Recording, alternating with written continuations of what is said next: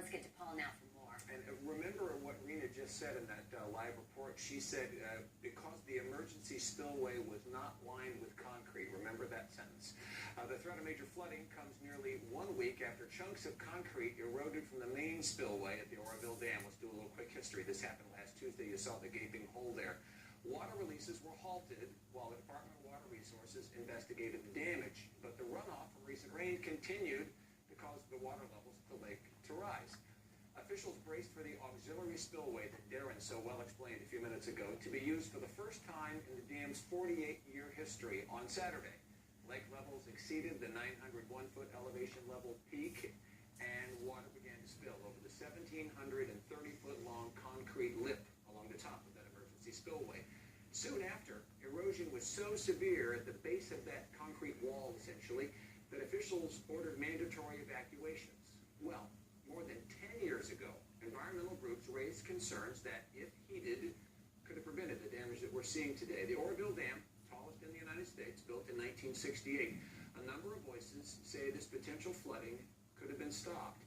During the dam's relicensing process in October of 2005, 3 environmental groups filed a motion with the Federal Energy Regulatory Commission expressing concern over the safety of Orville Dam.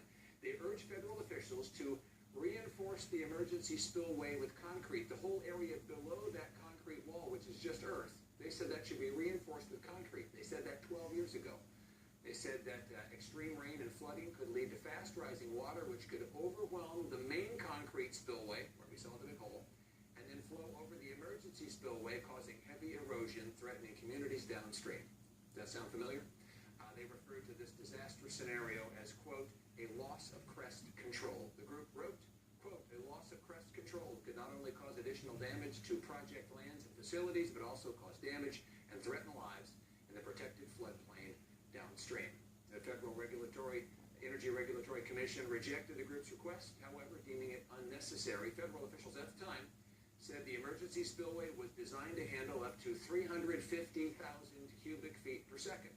An engineer said at the time that during a rare flood event, it is, quote, acceptable for the emergency spillway to sustain significant damage. But yesterday, the flows over that concrete lip were only 6,000 to 12,000 cubic feet per second. And that severe erosion was happening. That's less than 5% of what they expected it to be able to handle. In order to reinforce the emergency spillway with concrete down below would have cost tens, hundreds of millions of dollars. Water agencies at that time, and by the way, these are water agencies through the South Bay all the way down to Southern California that would have footed the bill.